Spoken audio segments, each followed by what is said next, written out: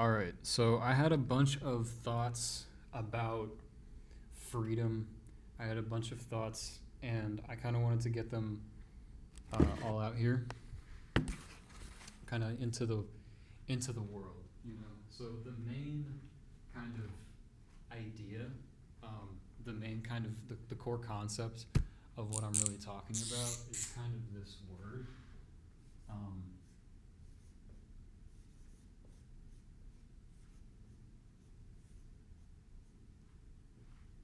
can y'all see this? Yeah. So I don't know. Can't is that legible? Because I know the video is super low quality. That's probably not even legible. So I'm not even gonna use this. But I just wanted to write that up there. So it says Yankee, and the reason that word, I'm gonna get into this because I really need y'all to. I need y'all to turn on your attention spans and really lock in. Now is not a time for America hating. We're not doing that, okay? This is not the type of time where we turn on nationality and history and all of that, because that is the foundation of which these principles that I'm going to go over and that our ideal is built on.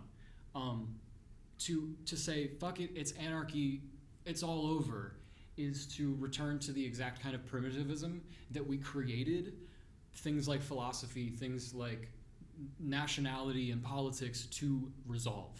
Okay, so if you are an anarchist or a French Revolution, we're gonna behead all the any kind of any permutation of this is gonna get solved by breaking shit. Log off. Okay, get outside and look out in the real world, because there's a bunch of people out there, and you all know that we're not doing that. Okay, freedom has always existed. Okay, it's never really truly gone. There are I'm not the kind of ascetic fuck where it's everything is the same exact thing and we're all existing in peace all the time. That's not what I'm talking about. I'm talking about we need to acknowledge the fact that material conditions are measurably fucked, but there's still an innate quality to it that needs to be focused on and reinvigorated, rather than kind of a restructuring completely of those material conditions. And you'll kind of get what I'm getting at more as this video continues. So I'm just going to get into it because I had this really interesting idea about this word Yankee. So this is what I'm going to kind of be going by in this kind of new chapter of like pro-America, pro-USA, pro-nationality praxis, political praxis. We're not going to be doing we're not going to be doing the anarchy thing over here. Okay, so if y'all want to do that, actually, don't click off the video. Hate watch this and see if you can get anything from it, and also leave your arguments for why you think anarchy is a good idea. Besides, it would make me feel really good right now. Because I'm completely there with you. It would be awesome if we could just walk outside and start throwing flame balls and shit, and it would fix everything. That's great. That would be amazing. But I just don't think that's gonna do anything. I just don't think that it doesn't accomplish the sequence of events that need to happen in order for things to really go the way that we want it to go. Here's a great example of why that would never work.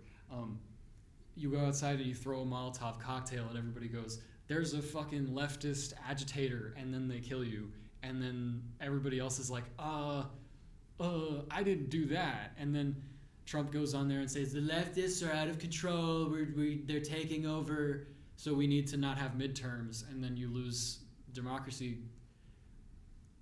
Very possible thing that could happen right there. So we're not doing that. anyway, I just wanted to get that really clear and out of the way, mostly because I think that political content like this is very highly monitored. So I want to make sure that I'm extra clarifying that I don't want to hurt anybody. Okay, especially this new document that came out where it's saying if you're trying to hurt Americans, two thumbs down. And I'm being serious about that too. I'm not saying, oh, in Minecraft I'm gonna subversively say something in this video that means go out and kill people. 100% no. I'm beyond that. Okay, and I think that there's ways that we can fix something instead of break it. Okay, we're gonna fix it instead of break it. We don't want to break anything. It's fine. If it's not broke, don't break it. How about that? But that, by all means, that does not mean that I am like pro the suppression and persecution of people who are just saying things that might mean or might indicate that they're going to take some kind of violent action. I reserve my persecution against those who are already have been offended. Okay, so once you actually do that, now you need to be put away. But as far as prevention goes, I'm very kind of like hands off, because a lot of people, they talk a lot of talk and they don't do it because they're upset, and that's valid. I would be upset. Everybody is upset. Everybody is upset. So anyway, yeah, I kind of had this idea, and this is, I'm gonna just go out and say this. You're gonna hate me for it, but I was talking to AI about this because I need this thing to reflect my ideas back to me in different words, because if I run with the same method of parsing my ideas with no sort of external input at all, you just kind of go insane. So even though it's not a person there's still a restructuring of the same kinds of ideas that I'm laying out, which keeps me some kind of sane and also jogs my brain for more stuff. So basically what I'm saying is, I love the idea. So I love the ideas about the United States. We got freedom and we have a structure for how to keep freedom happening. Okay, if we're talking about that notion of America, of the United States, we need to hail the fucking sun god that there was a guy who had an idea who was also powerful enough, who had that idea that was also powerful enough to be able to set something into motion that is this country. Like, that is a really amazing concept. And you could say what you want about the founding fathers. I know they're two thumbs down type guys. The idea of a country where things are free is somewhat here. Okay, so that is a really important thing that needs to be, because that's never happened before. This is like the first time where the whole idea of the country is that it's free. I mean, that's really rare, especially that it's such a big place and it's such a beautiful place with lots of resources and good trade coastlines and fucking all this shit. Like, incredible. But I don't love the experience of living in what that is right now. So that's the capitalism. That's the economic system. I don't like capitalism. That is the division, the insanity and rampant disinformation that's constantly being spread everywhere you go. That's in disinformation regarding this, the science that's going around, but also just like basic social interaction, what infrastructure should look like. I mean, there's a lot of shit in this country that is just wrong, you know, just not even like morally fucked up, because there's that too, but just purely morally or purely poorly executed. That's what I'm trying to say. So if we can resolve that kind of that happenstance, we're good. Anyway, I really want to draw a distinction though between that that idea and the kind of like Americanism of the MAGA movement. Okay, I think that is fascism wearing a big stamp on its forehead that says freedom. That does not make sense. That doesn't work. Plain and simple. I think anybody with a functioning brain can see how that's happening. So to me, I like this idea, right, of we need a kind of person who represents this kind of ideas, but there's no actual epistemological foundation on which to build that representation. So you get this kind of MAGAism where you have some sort of internal confusion, and then you go, why God? And then some guy goes, because it's the immigrants. And you go, oh, that makes perfect sense. And then they're like, that's what being a good person is actually. And then you go, oh, that's why I'm a good person. And that label good person gets turned into patriot and et cetera. You can kind of, you know what I'm saying. That's not actually based in anything epistemologically sound. That's a trauma response, right? So there's nothing really there to really identify with, and what this video should serve as is kind of a reclamation of the idea of a patriot, but I'm going to be using a different word, which is Yankee, okay? Because what Yankee means is actually a lot more complex. As you may know, Yankee is a slur that other countries use to slander Americans. I saw a video of on Instagram of a guy in Japan with speakers saying like, get out Yankee scum and shit like that, where I'm like, whoa, what the wait, it was like a check-in moment where I was like, what the this is a thing? Like that, you know, he's literally the guy on the street corner with the megaphone that's like ranting about on PCP, who's like ranting about, you know, he's the guy with the megaphone who's ranting about the cabal and how you need to accept Jesus into your heart at the same time. So I'm like, wait, that exists elsewhere, except it's just like, fuck us. So that's pretty crazy to me.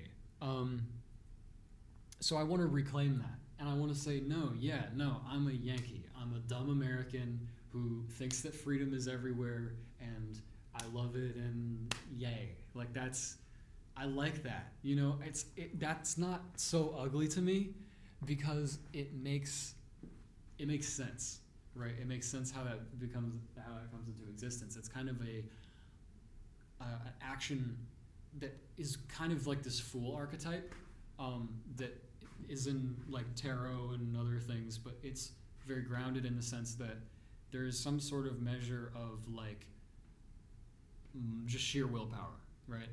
And I kind of want to reclaim that, and that's why I'm describing myself as a Yankee instead of as a patriot, because I really like the idea of a healthy nation.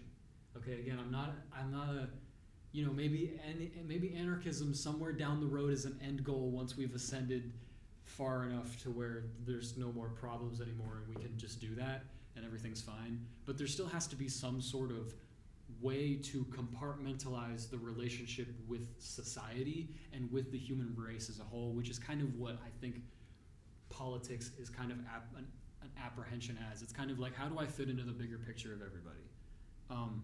And kind of how do we prevent harm in this system? Very deep concept, politics.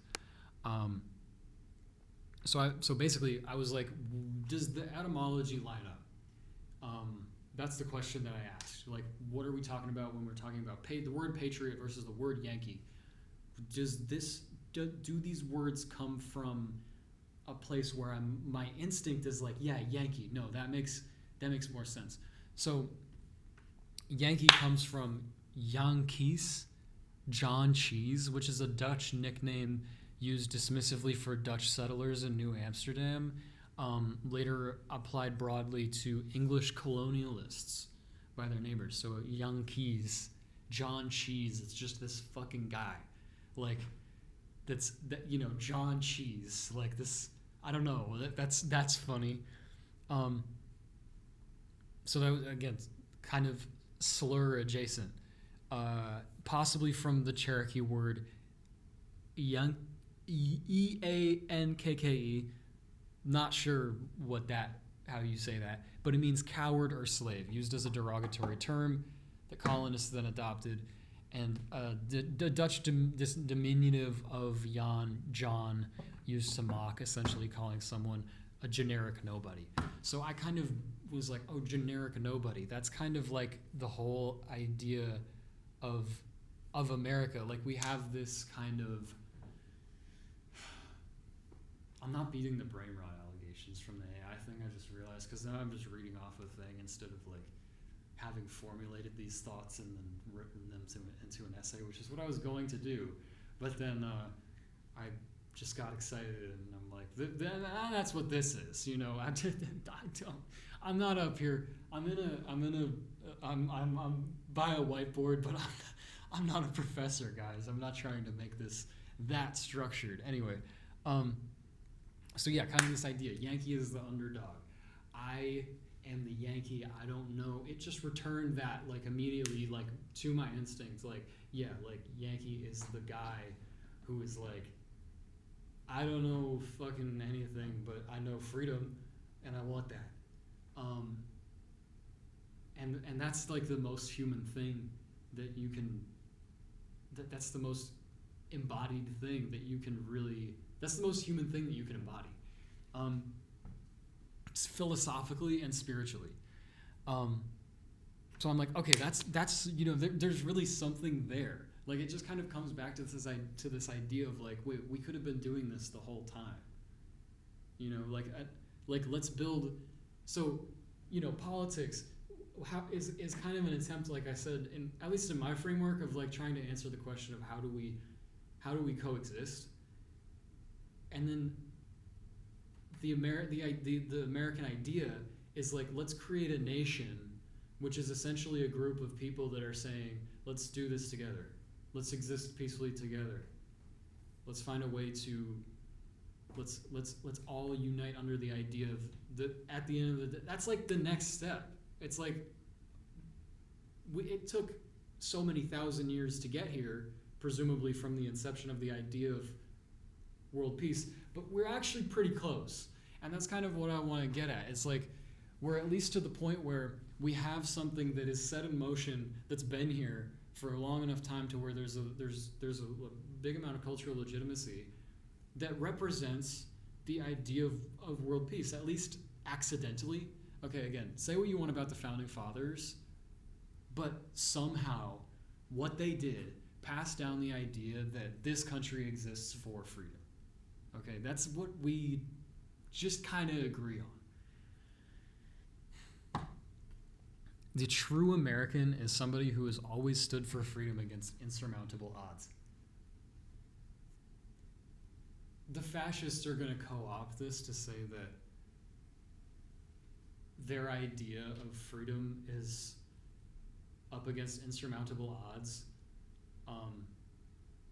and their idea of freedom being that they should just like kill the minority or whatever, I guess the majority, because it's like an economic thing now, whatever it is. That idea, actually pretty doable. What the real hang up there is the moral justification, and kind of like, yeah, how do you get around the idea of like that? Anyway, really what we're talking about is just kind of living that, like living it in a way that makes sense. What was I saying? Against insurmountable odds, living it. So not being the guy that is up against insurmountable odds, but like being the fucking guy that is up against what has been insurmountable odds. Do you understand what I'm saying? There's a kind of rebellion that exists in the diaspora that is kind of childish. You know, that it's not like a good kind of rebellion where you're Plato and the religious institution doesn't like you because you're espousing you're going against geocentrism. I don't think it was Plato. It was Aristotle. I don't know. It was one of those guys. It's not that. It's the romanticization and the kind of like, I wish I was that. You know, I wish I was that, but I'm not. Because unbelievably, everything that goes against consensus is not always Aristotle. I know, sucks, right? But yeah, that kind of thing where the billionaire class will say like, we're supposed to be the master race and everybody. I mean, why else are they hoarding all of this fucking money? Whatever ideology goes into that, it's very rebellious and it's very degenerative, basically. But to be able to surmount that mental block in your head to say freedom anyway, like somehow there's freedom here. That kind of refusal, which is a very good kind of refusal, the refusal to accept that peace could ever be taken away. That part, the part where you're not trying to obtain a specific objective or go against a certain population of people or anything along those lines, but just rather that your own personal freedom is unimpedable, that it is impossible to stop that. Like you just are peace. That part, that's where you get to exercise that kind of like nasty, rebellious, like toddler kind of energy. Anyway,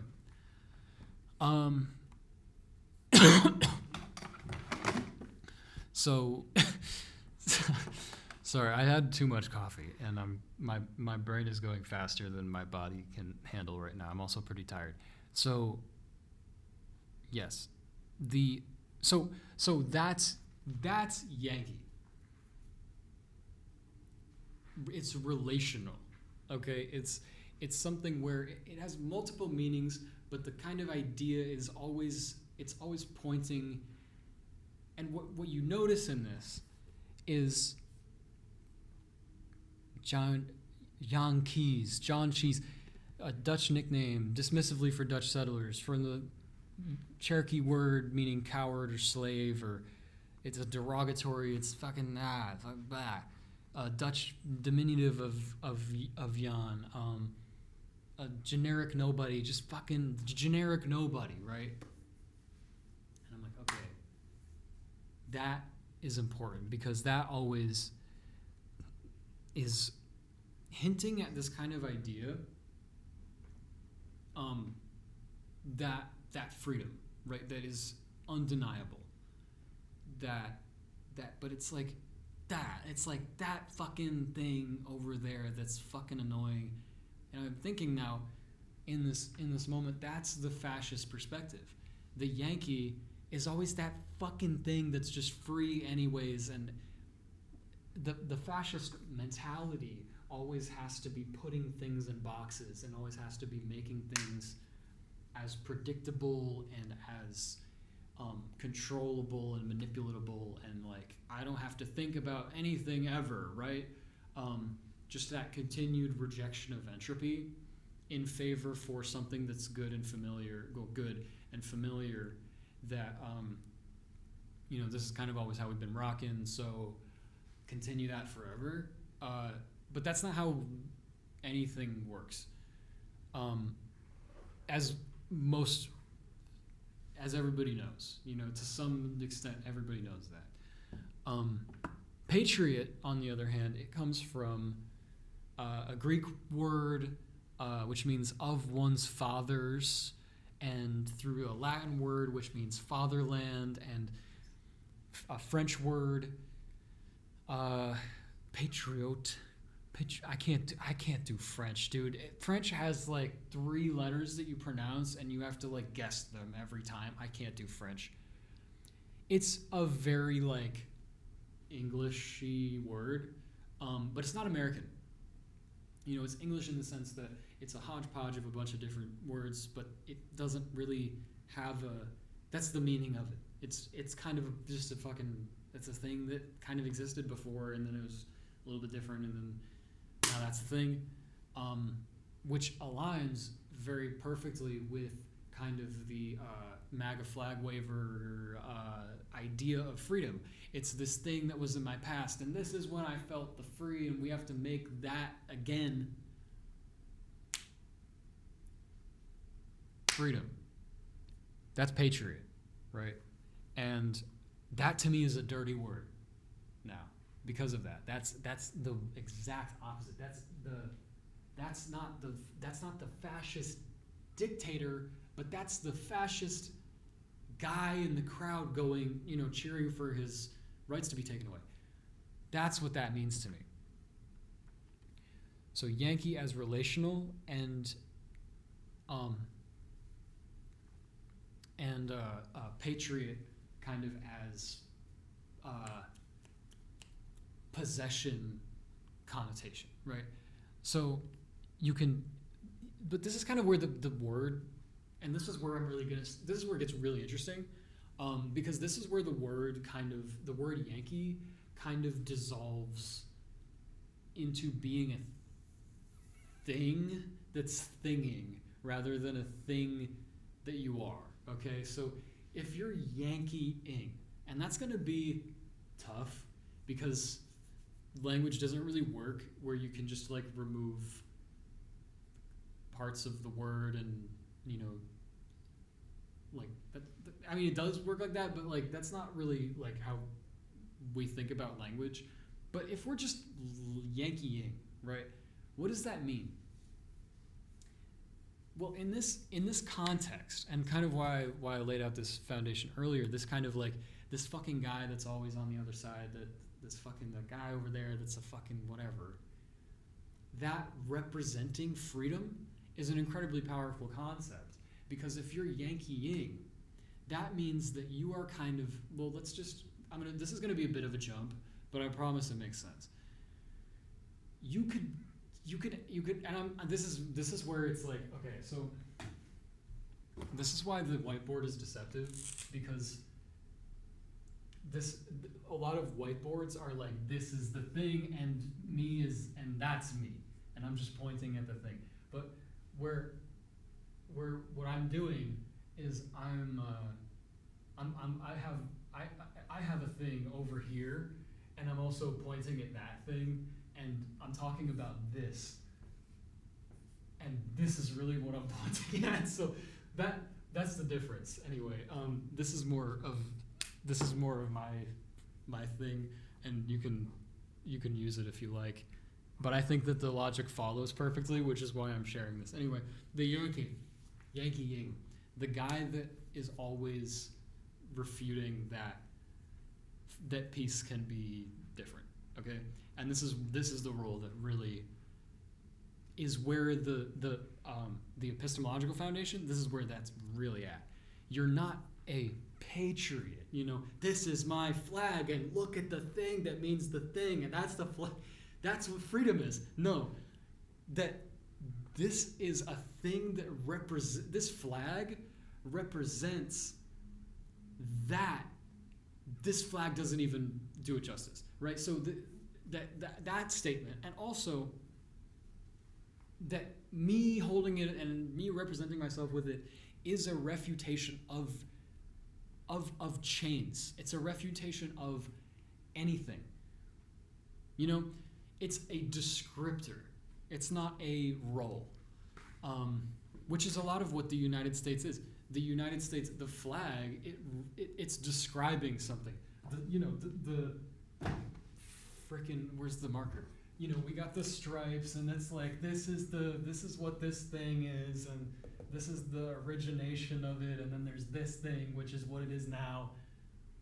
And then you go, wait, that's a being. Like that's what a like a body is. And that's, you know what I mean? Like this is in a way, accidentally of course, a representation of what freedom really is. It's kind of the combined knowledge of having experienced freedom, along with, accented by, the current existing embodiment and the emergence of that, the star. The light that's emerging. I mean, you can't make this shit up. That's what a Yankee really is. You're the stars, bro. And that's why I think if I was gonna change the flag at all, I mean, it's perfect as it is. But actually, no, I wouldn't change it at all. This is us. It just happens to be places that are existing on a map somewhere, but that really represents the people and the embodiment that we're all individually free in this giant system of freedom, and this existing, this knowledge and this assertion, this declaration even of freedom. So that's really Yankee to me. Let me see if I can get any. I had a train of thought. But I think the statement of America more is that it's more about this, and that's why this is such a huge part of this particular nation. These are building blocks, but really, this is something where it represents. It's not an open space. Okay, these are pieces. They're doing this. This is friction. This is oppression, bullshit, stupidity, nonsense, blah blah blah blah. But we got here. This is here. This here is this is hell, dude. This sucks. But this is the existence and the kind of, if you're here, you're aspiring to this. If you're here, you're alongside this. But if you're here, you preside over this shit. So that being in the top right is, I think, it's really important, because that's where it starts. If you're reading, we're here. This is where you always start. So you want to navigate all of this, you can. That's the history here. But this is the real embodiment. Okay, so this is, again, artistic interpretation. You don't have to, but it makes a lot of sense, right? Like, I'm not crazy. So anyway, this freedom that's formed in this friction, that's what America really represents. That's a little side note, So this kind of idea of it being a verb, right? So there's this kind of like way to just tentatively like identify it. But what I'm talking about is more of kind of a kind of linguistic, like from a linguistic perspective, what is that word really doing for you as a person, as a nation? It doesn't just mean being rebellious. It doesn't just, that's not it. Like, it's kind of an acknowledgement. It's more of an acknowledgement, and it's more of a knowing. It's an internal just acceptance, which is kind of, it's an embodiment,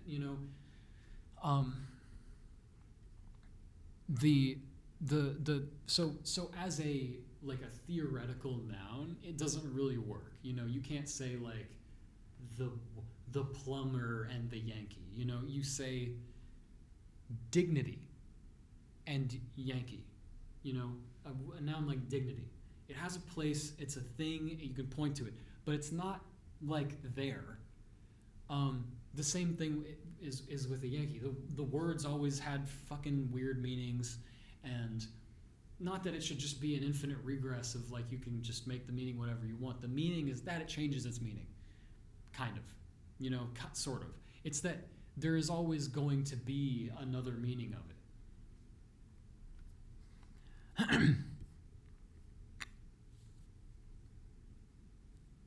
But the point being that this part is presiding. Okay? So that this Yankee here is this is the Yankee. You know what I mean? That could be the Patriot if you want it to be, but I'd say that, like, this might be the Patriot, and then this is like the other guy or the other thing that happened or whatever. The point being that this is presiding. This is first.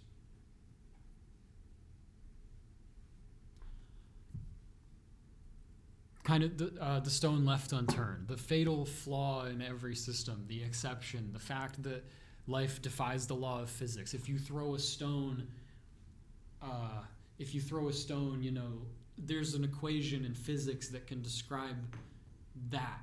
But if you throw a bird, it flies. Like that, the Yankee bird. Like that's what I'm really talking about. This kind of the not anarchy. Not anarchy. I'm not talking about anarchy. This is fucked. This is like it's just like what do we do with that? This is what I'm talking about.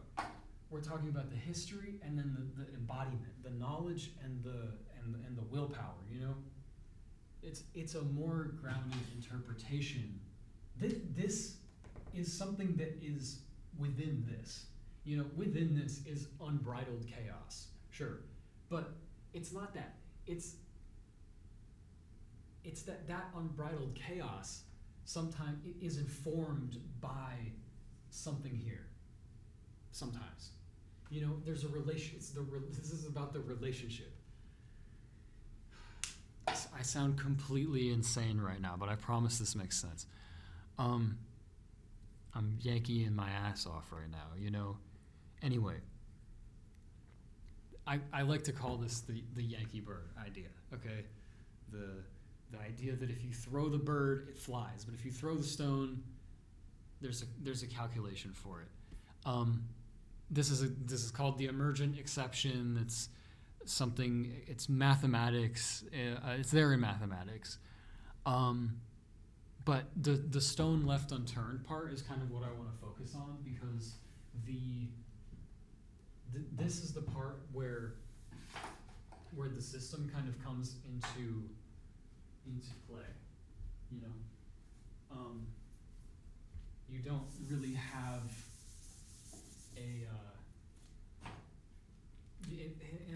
in this framework.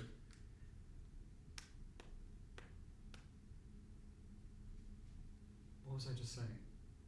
This is the part. This is the part where in history. So if we're talking about this, if we're talking about the history here, we have a lot of systems that they do this.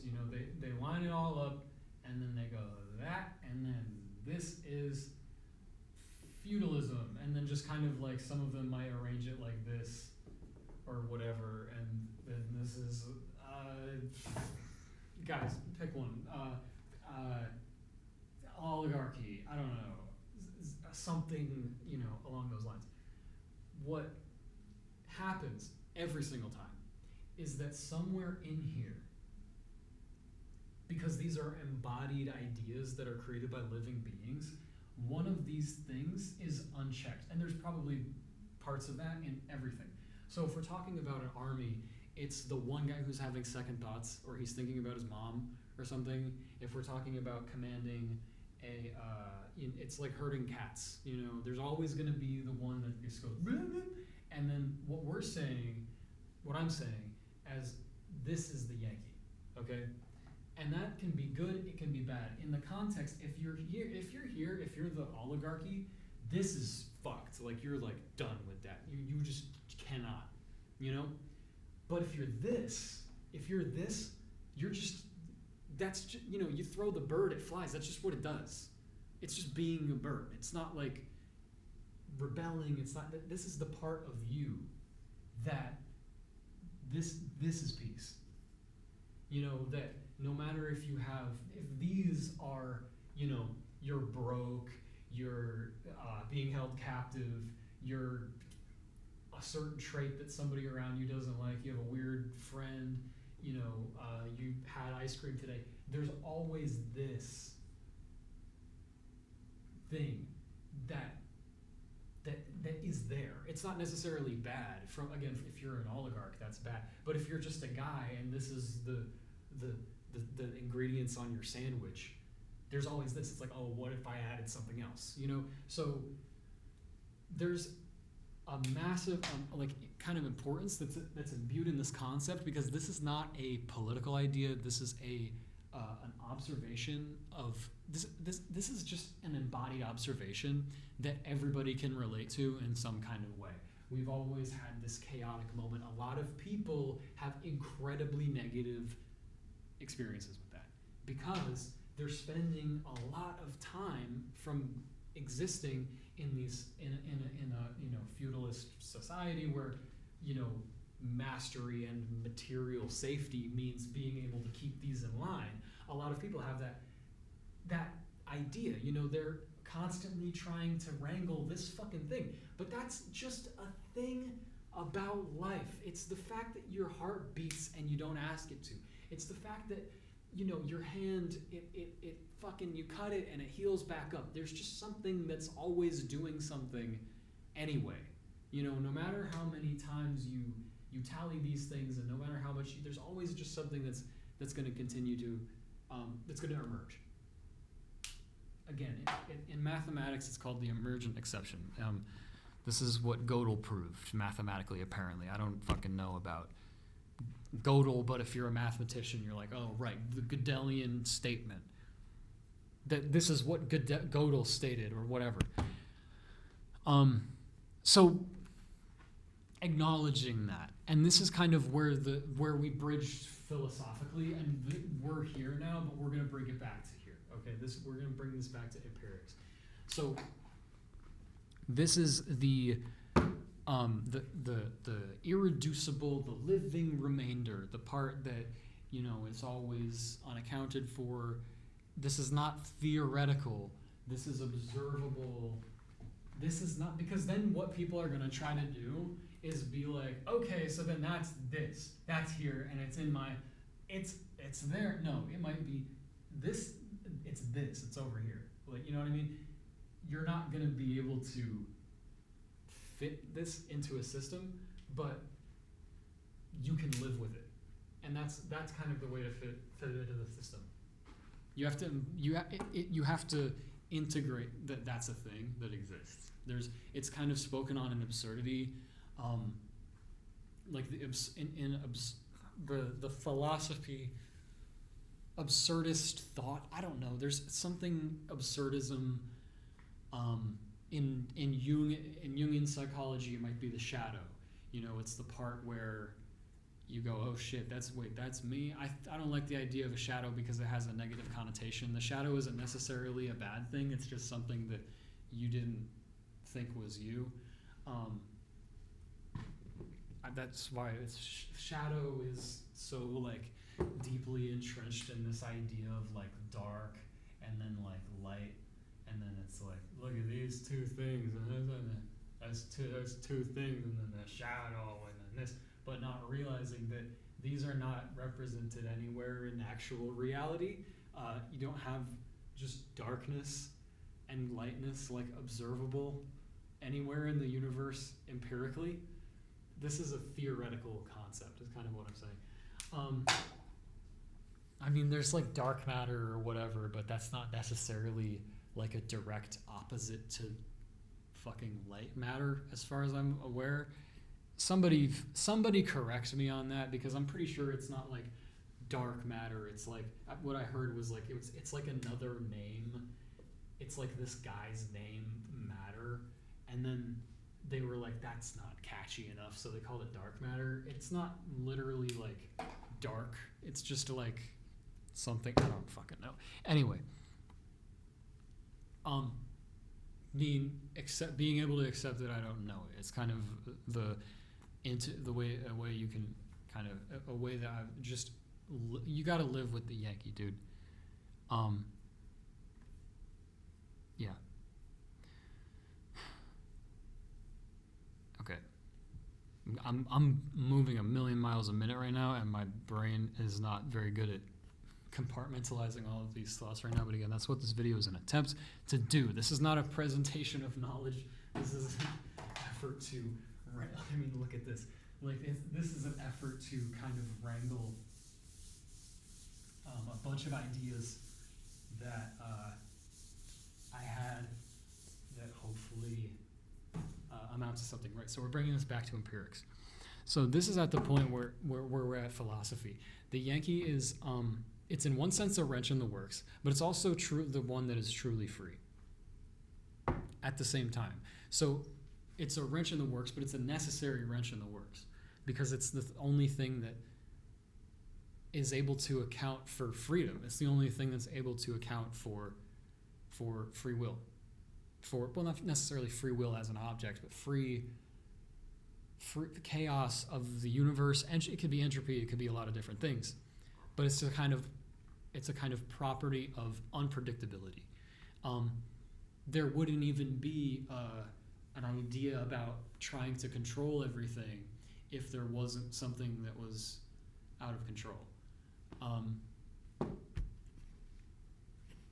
Whether that's a matter of if you're a solipsist and you think that that's a product of your own human perception and that's a way that you can accept the idea of empirical reality, good for you. I'm not going to argue that perspective in this video, mainly because I just don't know what to say about it and I'm too focused on conveying this. So we're not objectifying the absurd. We're not pedestalizing the shadow, okay? This is just this is a piece in the puzzle, and it is not to be categorized by definition, because to categorize it would be an attempt to categorize the thing that's uncategorizable, which is just ridiculous. You can say that it's uncategorizable because you can't have an infinite regress where you're just like everything is uncategorizable. No, there's 100% the idea that you should categorize things, but just kind of the idea that those categories have to work and have to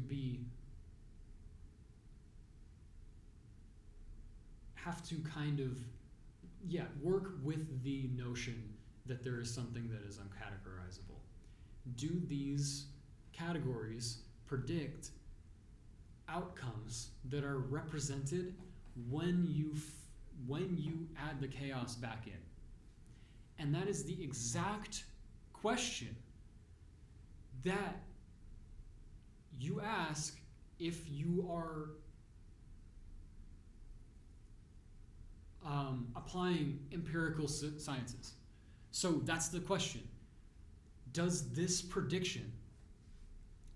question generate the prediction? That's what empirics is.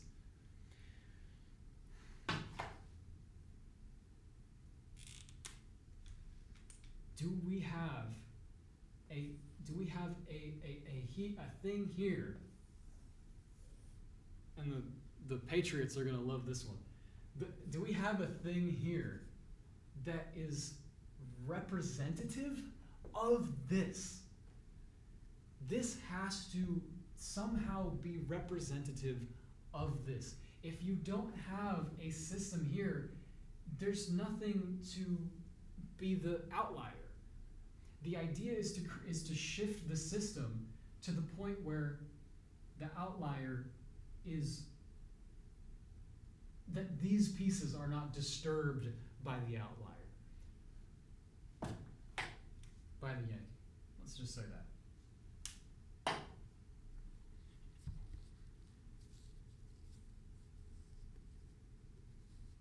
The map is the only territory. If you have a map that's limited, if you have a map that says the only good people are white people, then you have to deal with the idea of good black people. Okay, you just have to. So throw that map away. because your territory is not this, right? Your territory is this. If you want to own, you can own this. You can own your systems of categorization. You can own your faculties. You can own your eyes. Okay, those are yours. Okay, the way that you perceive things, but you can't own the thing that's being perceived. You can't own the chaotic element that the entropy that you're perceiving. That has nothing to do with you. That's existed already. That's been around. It's God's creation if you're one of those guys. It's God himself if you're one of those guys. There's a bunch of different ways to categorize it. But you have to deal with the idea that at some point your stripes here are gonna interact with this thing, you know. And that can be a blue, that can be sad, you know, or it can be white, it can be beautiful, it can be shining, it can be glimmering. You can be the red and be angry about it and be angry and sad, or you can be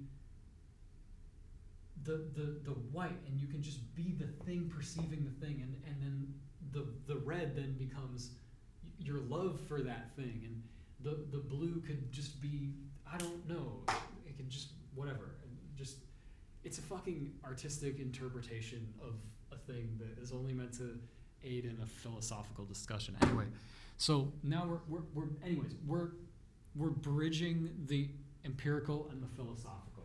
We're saying that this here is the philosophical, this is the empirical, and if the philosophical elements don't account for the thing that created those philosophical elements, because these are all based on their own little things over here, and you know, this one is this thing, and that's what this is, and this guy is like, hey, I have this idea, what if all of this was nothing?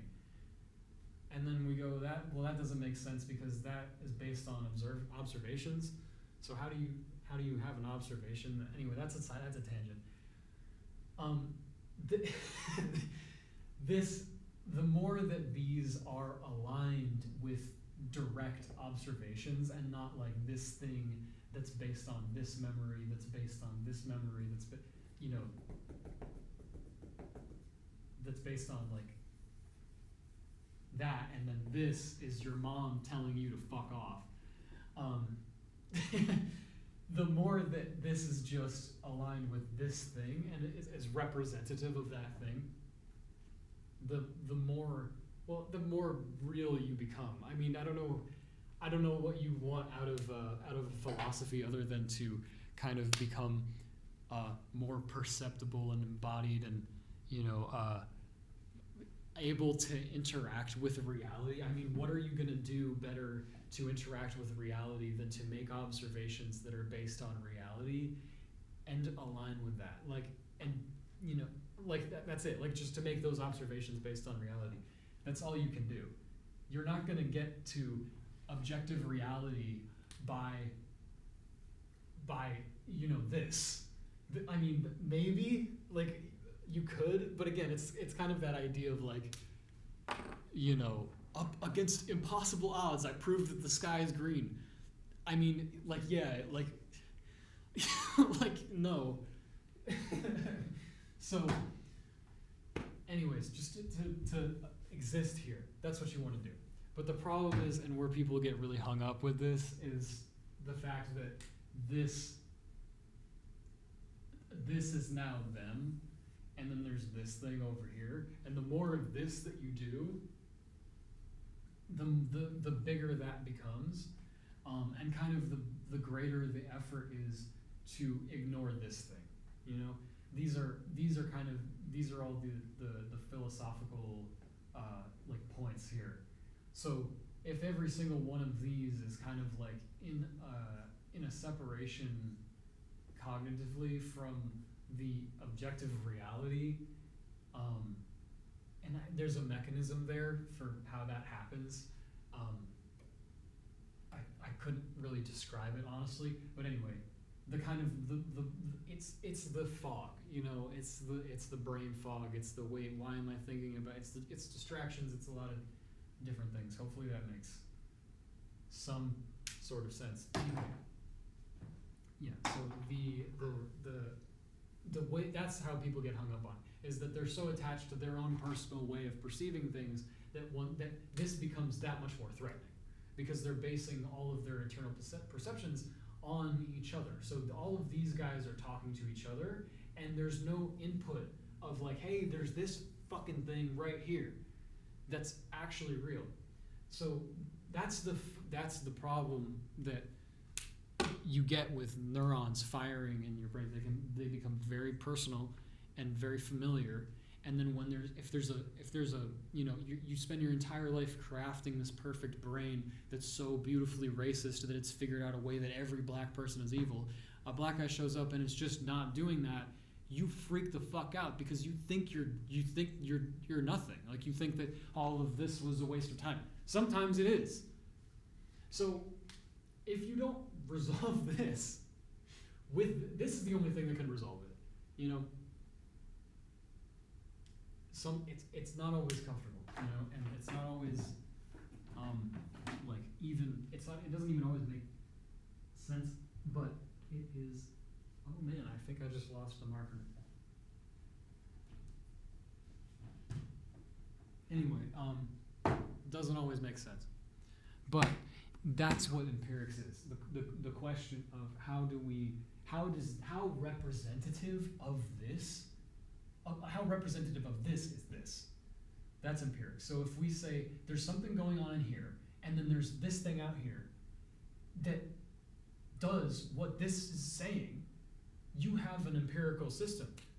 You have a check mark, you know, but being like you're good. So that's dopamine, dude. Like that's what you need. So that's the Yankee. So the Patriot is the shit that's happening in here. It's this was represent that. Okay, so here's the flag, and then I have a memory of drinking lemonade at my grandma's house for 4th of July with the flag, and that was awesome. So then that means that I should drink more lemonade. So then I get really fat, and then I die of obesity, and then I reincarnate. No, I'm not going to do that. But anyway, you can see how quickly that just devolves into like, now I hate lemonade and I hate my grandma. But there's like freedom there, so you have this weird like trauma bond with it, and like, okay, that's heady, but it's very not the thing that actually happened.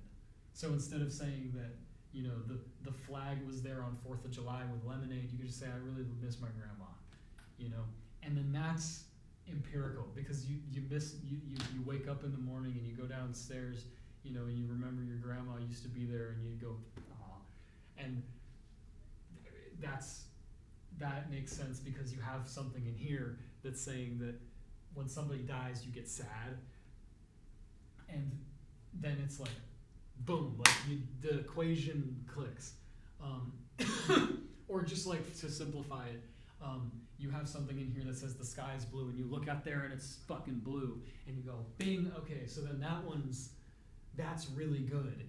And that then, you know, or like it could even happen on a genetic level where it's like, you know, the I think that's kind of the real basis of it, like the biological basis of it. I don't know enough about biology to really talk about that, but you know, the oxygen feeds the cell, which perpetuates the cell's life, or you know, whatever. I don't know, man. Like that's a permutation of this, but the main point being there that this is a representation of biology, and that's why you can't really surpass this and say it's just solipsistic, and like that it's just like a projection of your own imagination. Like you have objective things that are happening in your body that are representative to this exact process. So if you did all of that in your own head, that you can think that, but it's also very much the case that it could be the other way around, and that's actually way easier to think about, because then you don't have to think about how you personally created all of the other stuff, and that probably didn't happen anyway. I don't know. I hate solipsism. I really hate solipsism. I love the idea of objective reality, but I think this works even in a solipsistic framework, except with solipsism, all you're doing is just saying that all of this was also, by the way, me, from me. Like, that's all solipsism is really doing, and I just don't see how that's really useful in any other way other than, like, taking agency over your own life and trauma. Like, cool. I just don't find it to be a useful idea at all, and it's actually extremely harmful in a lot of cases. Anyway, let me just make sure that I got it all. Yeah, so the kind of the traps of fascism, the kind of totalization. This is all that can be, the purity logic. Anything that's not this is the worst thing ever. And then the certainty is identity, that if anything comes in here, that I'm somehow not real. That's kind of there's a very negative feedback cycle there. The kind of ontological derealization that if this is what was I saying here? If you're always the exception to the system, then like then the exception to the system must be contained within this system, and somehow, and how do you work that in? That there's always an exception to the system. So is anything real? Like if there's always an exception to the idea that this is an eraser, then like what's well, it's like it's a fucking eraser. Like look at it. This is objectively an eraser. Again, that kind of like empirics, like does this match with this? So there's the real paradox. Like which one is not that, but the real objective is to kind of merge these two, but rather that this is still a distinct thing, that this is an embodiment that represents this experience, if that makes sense. And that's kind of the cool thing about a cool like I don't know, epistemological, I don't know, whatever, teleological question about like what does it mean to be human, and like where does that fit into all of this, and like how awesome is it that like you are a living representation of everything that has ever existed, but you're only your experience of it. So it's like this, isn't that awesome? Like hell yeah. Anyway, so you're basically just that this is still this is not outside of that though. Your experience is not like the outside thing. It's a product of everything that's existing. You are still hungry, you still get hurt, but your body also still heals, so you have that kind of constant feedback loop that's happening, and that's kind of it's a much healthier relationship to reality than I'm somehow outside of any of this, of all of this, and that I must like categorize it and like figure out how to like bend it to my will. That's scary, because then you realize that there's always the thing that's doing the other thing, and then you get concepts like the demiurge, which is basically that, but what if it was just bad all the time? And I mean, that can be incredibly like not fun, ontologically terrifying. That's what I was trying to say. So yeah, so hunger is hunger, exhaustion is exhaustion. The face of somebody that you love is still the face of somebody that you love, but that's just this so it's kind of, you can flip it back and forth. You can be the thing that, if you want to talk about consciousness, then you're this, but if you want to talk about embodiment, then you're this. Like what am I? Well, you're this, but what is the mechanism by which this is for sure to exist? Then you're that. And I mean, this is a thing that maybe only exists in theory, as far as we can perceive it. I like that. That's much less ontologically terrifying. Yeah, so the idea that the presence. So the map is the only territory, the only thing, you're only this, but there's still this, and that's the joy of experiencing anything. You're a thing that's in the world and of the world at the same time, and your kind of goal is to like become as attuned to that as you possibly can, down to the idea that you could ever even be like separate from it, or like whatever. I don't know. There's some like spiritual woo thing there. Anyway, but basically the kind of takeaway here with the idea of Yankee is that you have to stop asking whether the map, whether this matches with this, and start asking if this is working with this. Okay, so what I mean when I say your idea is to like become this or whatever, you are it already, but the idea is to reduce the amount of physical pain that you might experience in that. So morality, right? This kind of question of morality. What is morality if everything is good? Check it out. I don't have a marker right here. Oh, come on. Morality, what is right, is anything that does not cause pain or stress or anything undesirable. So pain, stress, duress, or excess sadness, or excess of anything, or excess. We're going to say excess. So anything that doesn't like make this happen, and all of a sudden you have 3,000 things that represent really what the hell it really is, which is just the one thing. Ideally, I think you're trying to become kind of a one-to-one correlation. You're processing a one-to-one correlation with what is actually happening. So the kind of question of meaning is like, what does it mean? I mean, what does it mean? Like, what does it mean that it means something to you? What does it mean that it means something? Does it drive your life? Okay, what does it drive you to do? To do good things? Okay, then do them. You know, that's meaning. It's like kind of it's a dissonance, but it's very harmonious. It's a separation, maybe. I don't know. Whatever it is it's a fucking fascinating aspect of humanity, and I don't think we should reject it.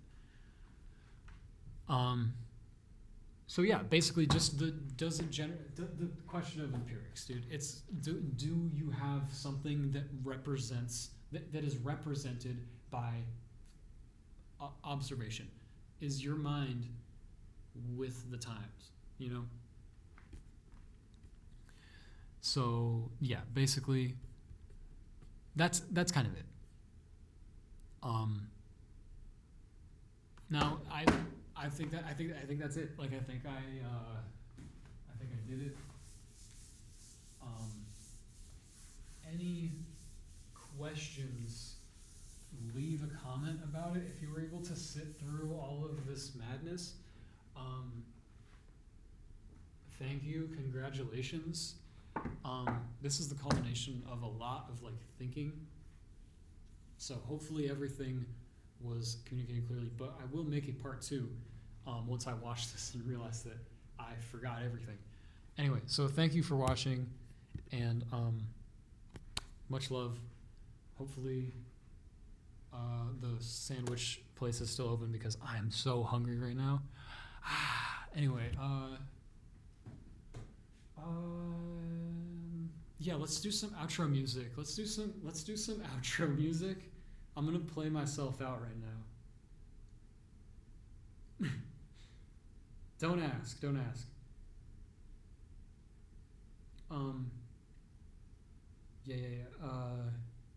Yeah. Yep, okay.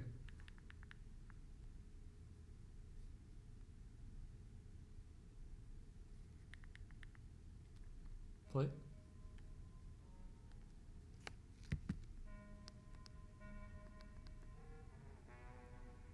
Can you hear that?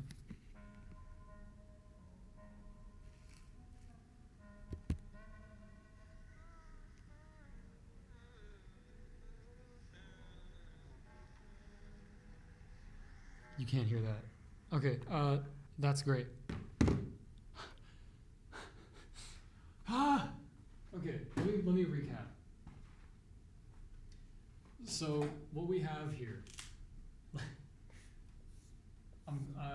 is this kind of idea, right? So there's this, and then there's this, and I'm just gonna do 1 star, just because Liberia. I don't know. You have the Yankee, and you have the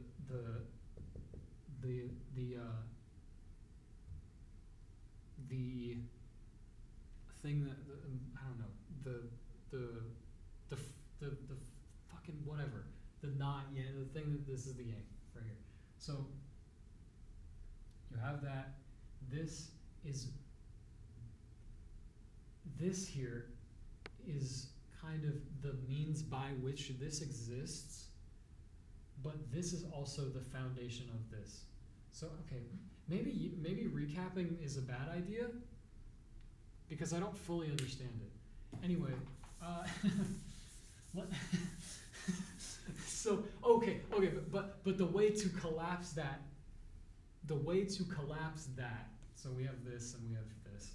The way to collapse that paradox is to see if these are representative of each other.